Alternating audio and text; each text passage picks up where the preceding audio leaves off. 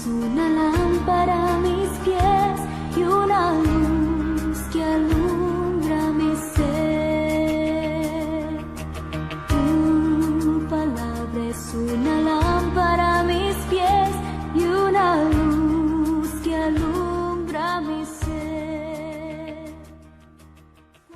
Bienvenido a mi devocional en esta mañana. Un fuerte abrazo, que el Señor les bendiga. Y gracias una vez más porque podemos estar allí en su casa hablando de lo que es la palabra del Señor. Hoy traemos un lindo salmo que vamos a compartir con ustedes, no sin antes darle gracias al Señor por todas aquellas bondades y misericordia que el Señor ha tenido con cada uno de nosotros. Darle gracias al Señor porque también el Señor responde en nuestras oraciones. Nos llega algunos retornos que obviamente solicitamos a cada uno de ustedes que puedan retornarnos aquellas peticiones de oración, hacer un seguimiento para ver si están saliendo y en qué condiciones están, para darle la gloria, la honra al Señor. También la procedencia y de dónde son. Es importante saber de qué lugar son para que también estemos, ¿cierto?, orando en esa dirección y sepamos también, ¿cierto?, algunos detalles como eso. Y darle gracias al Señor porque aquí llega un mensaje donde dice que Jenny Lovera dice: ya salió de alta, está libre del COVID para la gloria de Dios. Qué lindo, ¿cierto? Eso es lo que el Señor hace en nosotros. Esperamos, ¿cierto?, que el Señor pueda tocar cada corazón de ellos, ¿cierto? Hay algunos que son cristianos, otros que no son cristianos. Nuestro propósito, nuestro objetivo es que cada persona que no conozca al Señor pueda llegar al conocimiento de Él, abrir su corazón y que el Señor empiece a controlar su vida, para tener una vida totalmente diferente. El enfrentarse a la muerte tal vez a veces nos sensibiliza, pero también a veces nos insensibiliza, porque a veces hemos escuchado tantas muertes que si usted se da cuenta ya es como algo natural. A veces que es natural, pero el recibir una noticia, se murió, ahí quedamos como que tenía que ser así. Entonces ya no nos sorprendemos con nada. Así que oremos al Señor, ¿cierto?, porque también, ¿cierto?, ponga esa sensibilidad en nuestros corazones, esa pasión por el Señor, ese deseo de poder orar por otros, adquiriendo la fe en el Hijo de Dios. No somos nosotros, sino que es la fe en el Hijo de Dios el que hace aquellos milagros. También nos piden aquí orar por Tatiana Beira. Dice esta señora, hermana, no sé, por eso que especifíqueme ahí si es cristiano o no. Pero pedimos por Tatiana Beira. Dice que tiene malestar estomacal, posible úlcera, una gastritis, tiene que hacerle algunos exámenes y todos sabemos cuán riesgoso es hacerse estos exámenes en la presencia de esta pandemia. Así que oramos para que el Señor abra la puerta y cubra con su sangre, ¿cierto?, todo eso, y por sobre todo, ¿cierto?, que abra su corazón al Señor, que eso es lo principal. Gustavo mejorando cada día más, un poquito más, está mejor un poquito más, todavía no está totalmente bien. Y seguimos orando por María Pandolfa, que ella sigue con un riesgo vital, le ha costado bastante recuperarse. Esperamos, ¿cierto?, en el Señor que ella pronto se recupere y que en este proceso también ella haya tenido un encuentro con el Señor. Y si es cristiana, bueno, también que pueda haber reforzado su fe en el Hijo de Dios.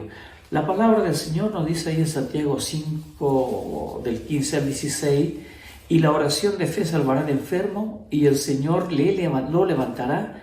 Si hubiere cometido pecado, le serán perdonados. Confesad vuestras ofensas unos a otros y orad unos por otros para que seáis sanados.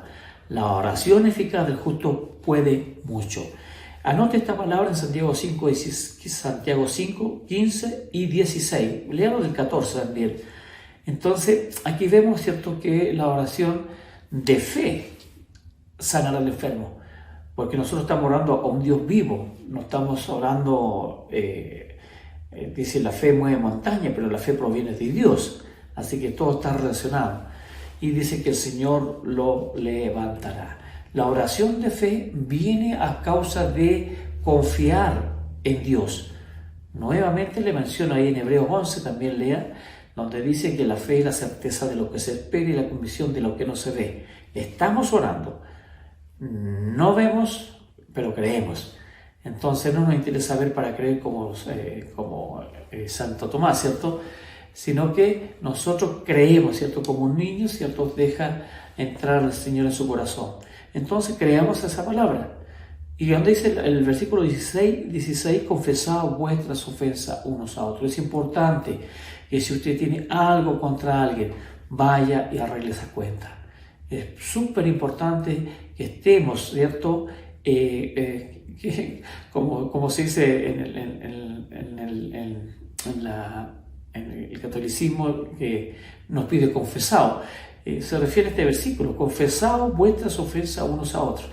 Si usted tiene algo contra su hermano, vaya, pídale disculpas. No tiene usted la culpa, no importa. Esto es algo espiritual, no es algo sentimental, es una orden del Señor que tenemos que perdonar a quienes nos ofenden. Entonces usted vaya y pida perdón. No importa, no pida explicación, no pida nada, y de un abrazo y arregle esa condición, porque eso le está impidiendo también que el Señor, que la oración llegue a la presencia de Dios. ¿Ok? Bueno, dicho esto, vamos a orar al Señor para que también vamos a entrar al Salmo 101. Señor Jesús, estamos en tu presencia en esta mañana y queremos dejarte, Padre amado, cada una de estas personas que hemos orado por ella, por María Pandolfa, Padre amado. Te pedimos que usted sea sacando, Señor, de la condición que está en este momento, que pueda tenerse un encuentro contigo, Señor, que pueda también depositar tu fe en ti, Padre amado. Por Gustavo también, para que su recuperación sea total, Padre Santo, y que la gloria y la honra sean para ti, Señor. Señor, también pedimos por Tatiana Veiga, Señor, que tú des todas las condiciones, Señor, para que se tomen estos exámenes, que va a indicar, Señor, cuál es su patología, Padre Santo.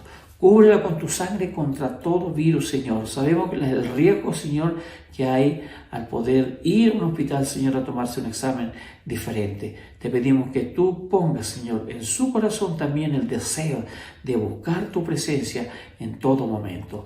Te pedimos, Señor, por cada uno de los que están escuchando, por cada hogar, por nuestros hermanos, por nuestros hermanos ministerios. Te pedimos que tú seas también cubriéndole con su sangre, Señor, dándole sabiduría, entendimiento, fortaleza en este tiempo, Señor, en que tenemos que estar en nuestras casas.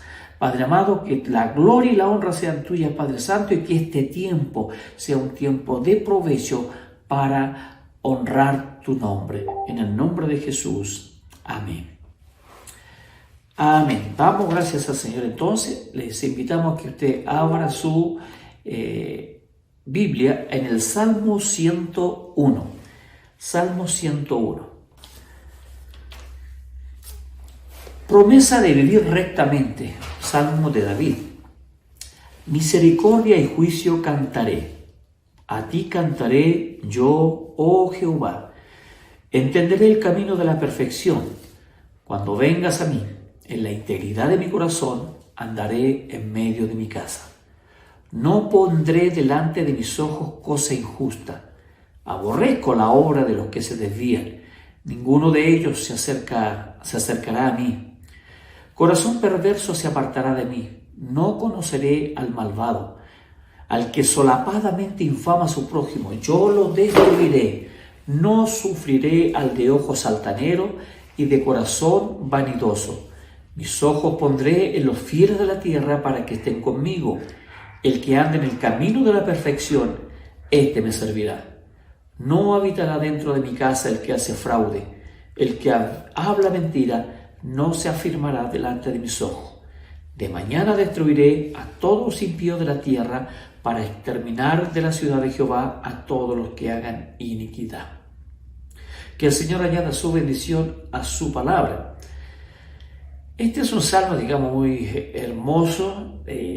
Fue escrito previo a que David fuera rey, ¿cierto? Y este es un salmo que precisamente un salmo que el hombre, según el corazón de Dios, cuando hablamos de según el corazón de Dios, nos referimos a David, ¿cierto? Estaba redactando como su programa de gobierno, por decirlo así.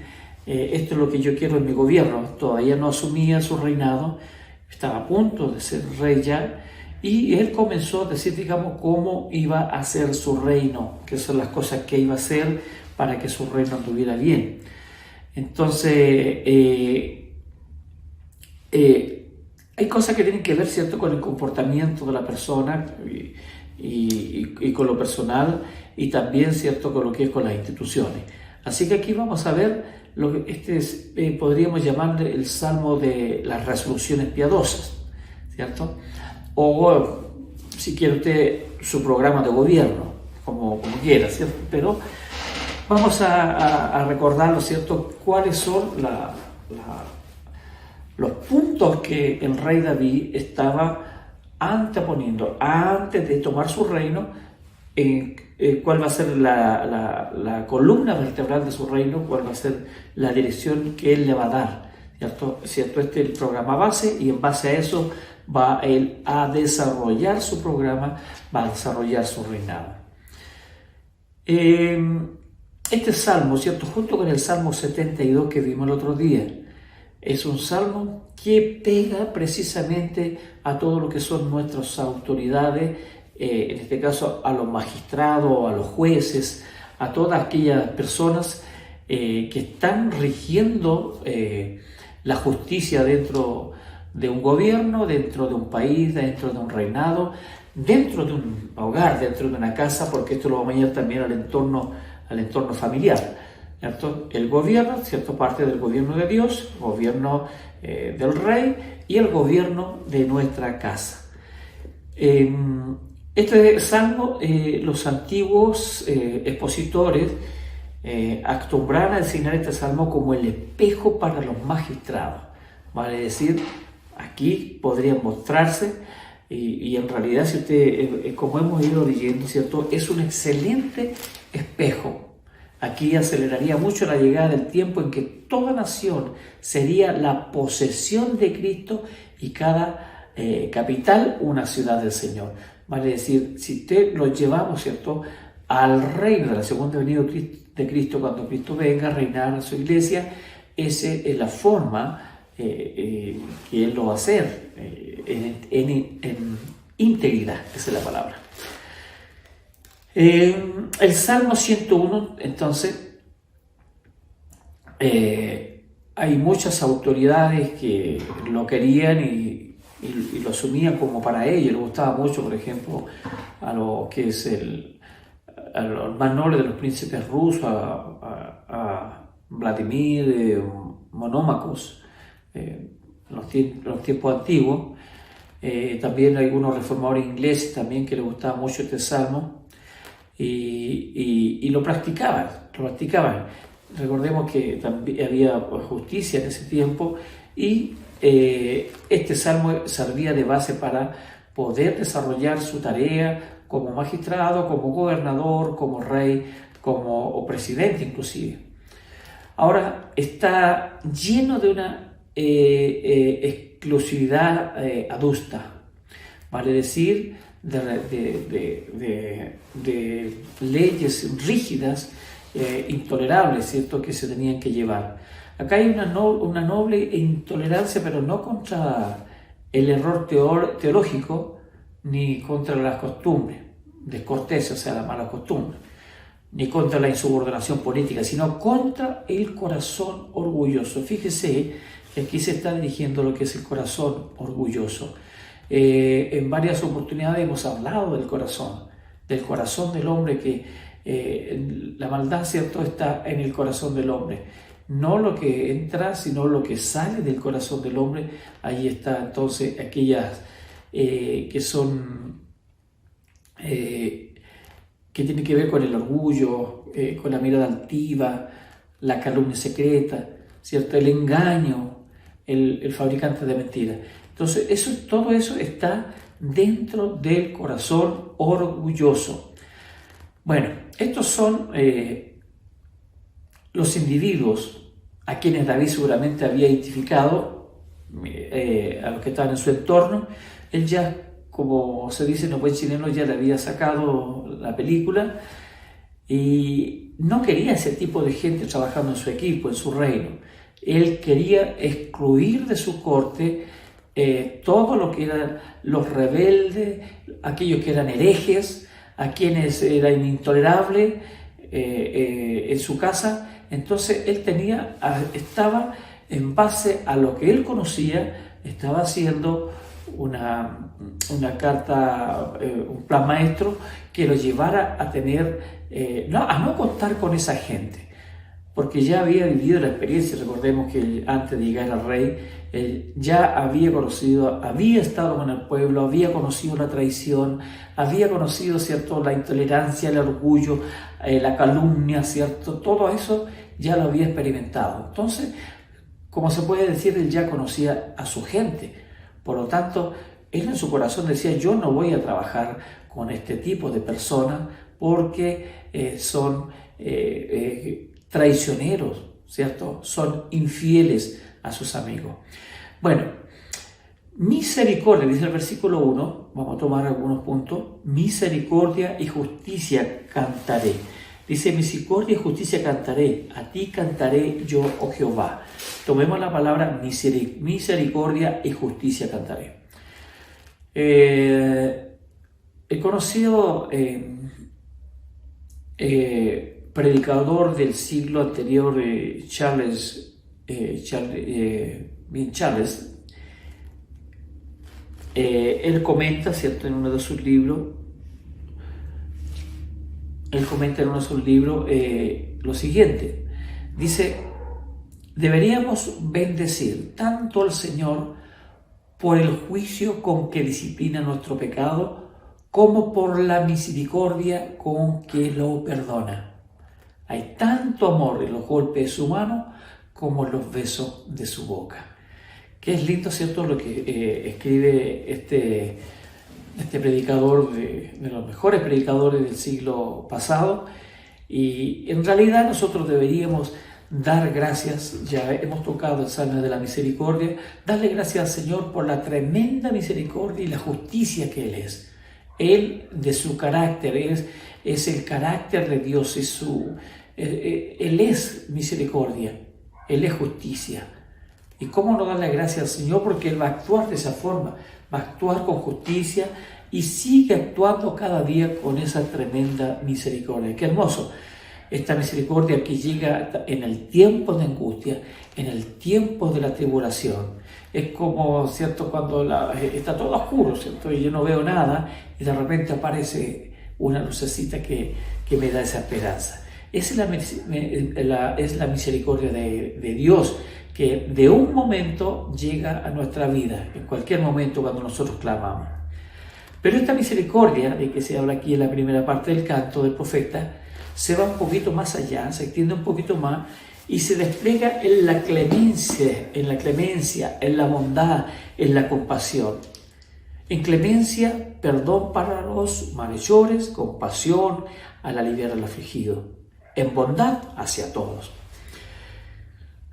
¿Hay algún hijo de Dios que se pueda mirar el historial de su vida, mirar a su corazón o lo que esté pasando a su alrededor y no alcanzar a detectar la bondad de Dios?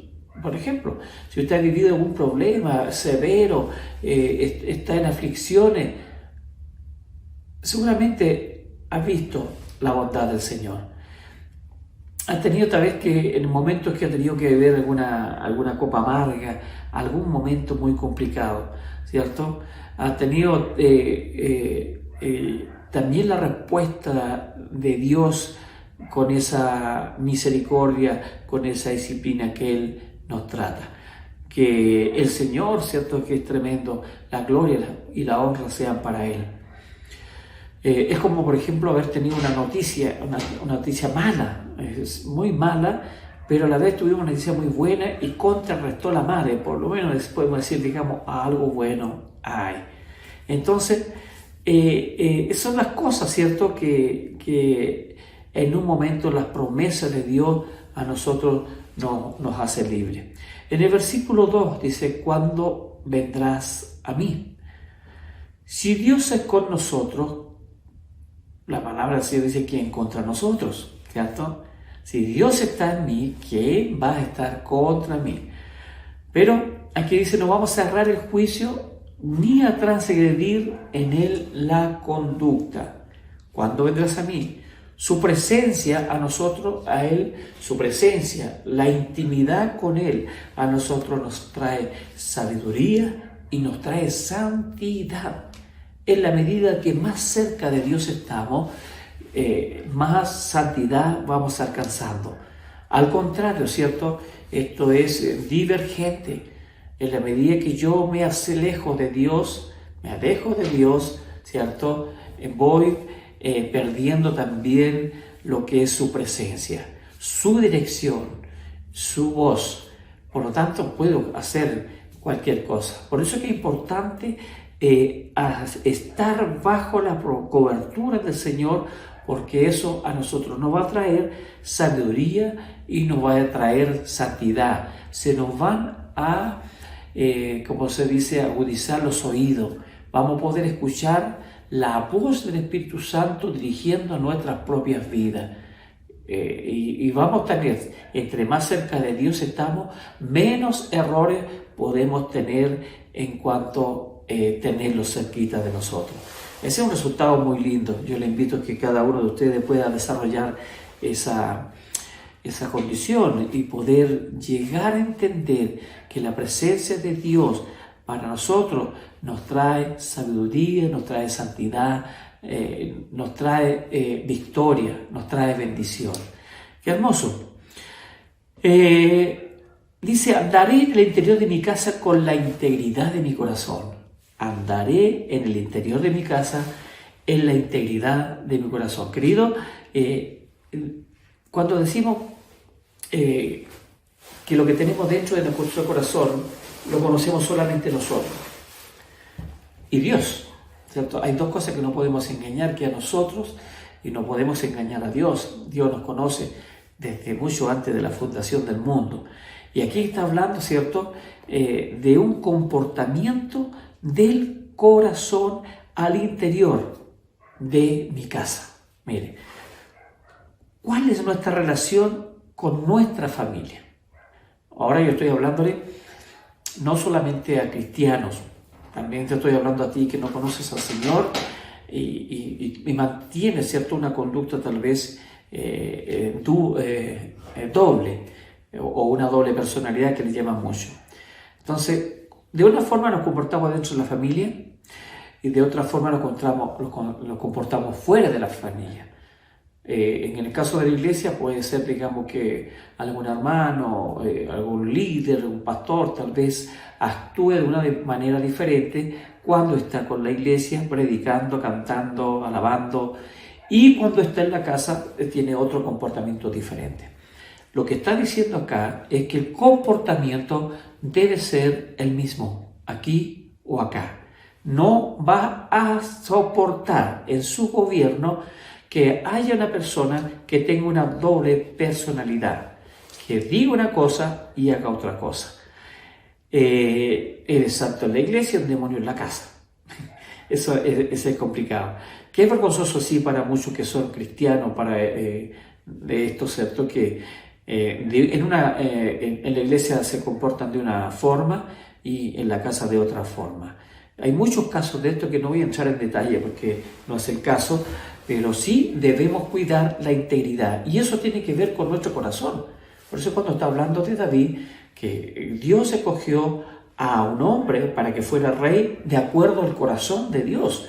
Entonces lo que él estaba expresando realmente estaba en el corazón de Dios lo que estaba expresando. Y esto es para el reino de Dios también cuando el Cristo venga.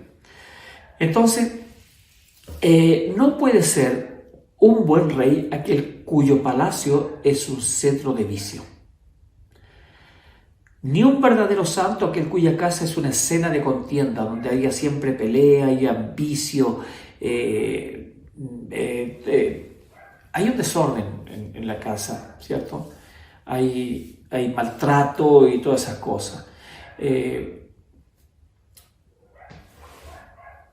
No puede ser, dice también aquí este pastor, este ministro del siglo pasado, dice, no puede ser un buen rey aquel cuyo palacio es un cetro de vicio, ni un verdadero santo aquel cuya casa es una escena de contienda, ni un ministro fiel aquel que no es bienvenido cuando aparece en la casa alrededor del hogar. Bueno, es un mal marido el que tiene dinero para gastar con sus amigos y no tiene para su casa, por ejemplo, pero no tiene para aprovisionar a su familia y a su casa. Y puede ser un buen cristiano el que exhibe toda su religión, su conducta, y no le queda ninguna para aplicarla en su casa.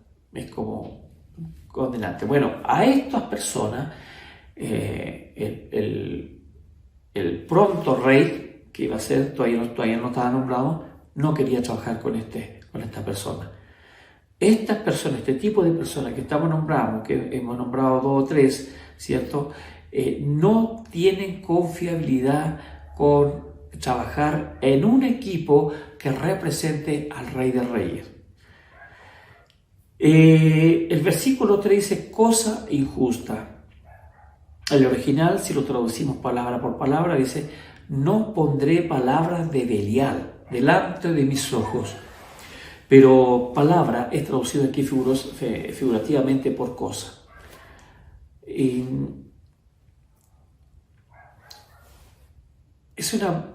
La palabra, aquí el salmista dice, aborrezco la obra de los que se desvían. Estaba del todo resuelto contra ellos, no les veía con indiferencia, sino con desprecio y aborrecimiento. El odio al pecado es un buen centinela a la puerta de la virtud. Querido, nosotros nos conocemos, ¿cierto? Usted se conoce perfectamente. Yo me conozco. No nos podemos engañar a nosotros mismos, tampoco podemos engañar a Dios. Cuando viene un pensamiento, ¿cierto?, negativo, malo, ¿cierto?, que va a desviar nuestra relación con Dios, tenemos que echarlo fuera. No es pecado que venga, vamos a estar siendo atacados por los dardos del enemigo. Pero nuestro pensamiento tiene que ser guardado, ¿cierto?, por la sangre de Cristo. Y no puedo dejar que ese pensamiento se pose en mí. Muchos se cuentan, ¿cierto?, que puede un pajarito pararse en tu cabeza, pero lo que no puede permitir es que haga nido en tu cabeza. No podemos permitir que esas cosas que están en nuestro corazón podamos desarrollarlas y caer en pecado.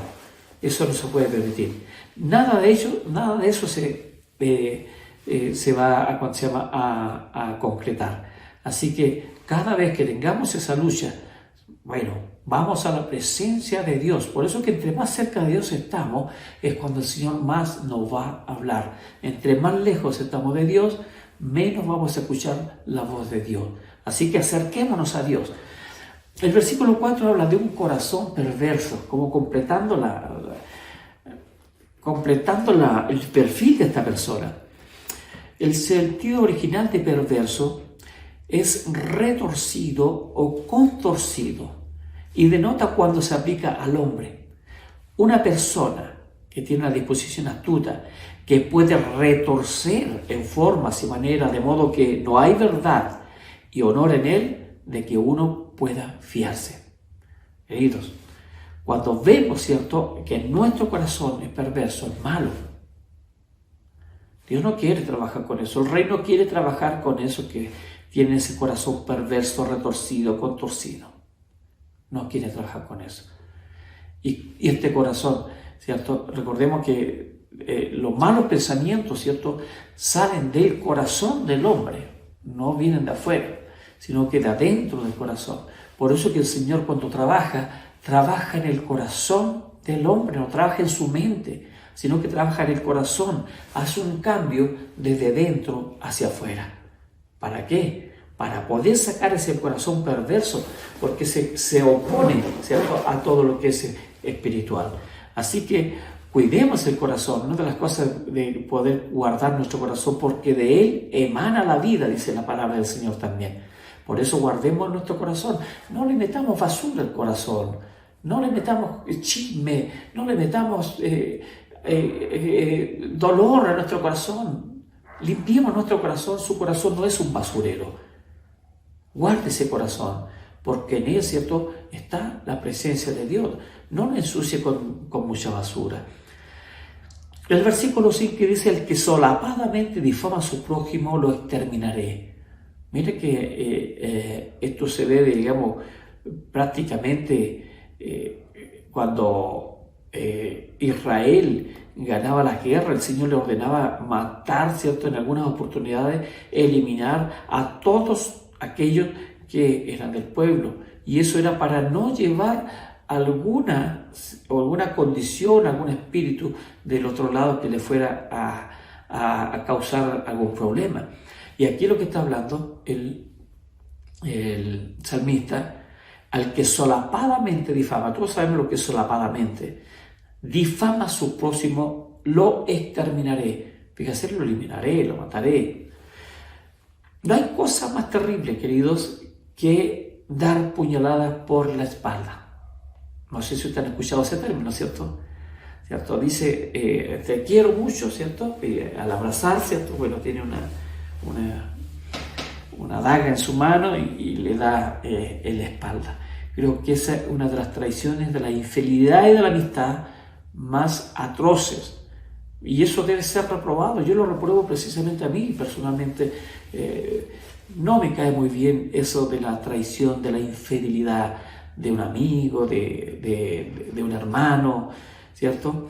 Entonces eso debe ser reprobado, de acuerdo a lo que dice aquí el rey David, reprobado con ahínco. Con todo, algunos que son culpables de ello hallan apoyo en lugares encumbrados y son considerados hombres de confianza, de vista y de previsión, que tienen a sus señores bien al corriente de las cosas y son traicionados. Entonces cuidemos nuestra fidelidad. Ayer hablábamos de la fidelidad de Dios. La fidelidad de Dios es grande, ¿cierto?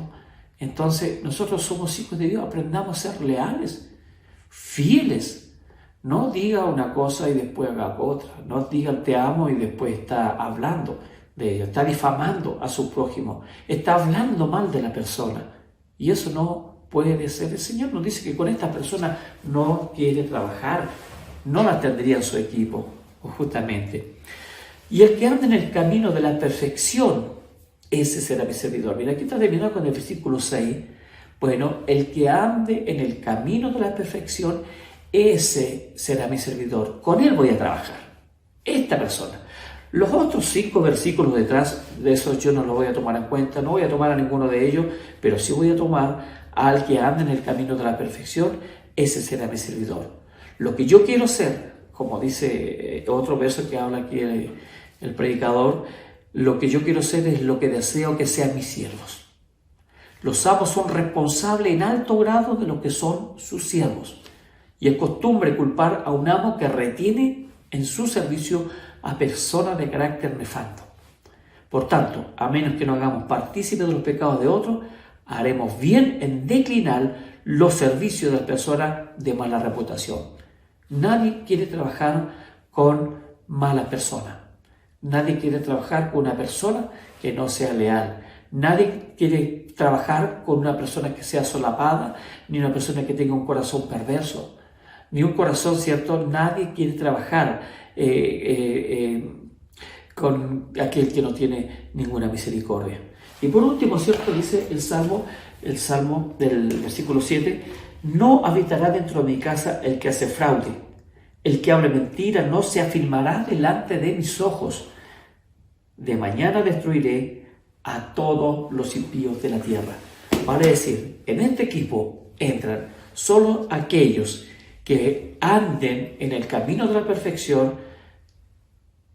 Ese será su servidor. Ahora, ¿cómo podemos llegar a esto? Podemos llegar a esto solamente cuando tenemos esa intimidad con Dios. Eso no lo podemos hacer aquí de nuestra mente, porque es del corazón, es cambiar el corazón. Eso no se arregla bien con una norma, con una regla, con una ley, sino se arregla con mi relación con Dios.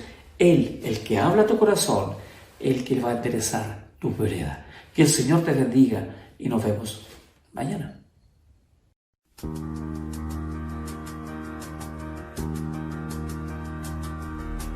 Tu palabra es una lámpara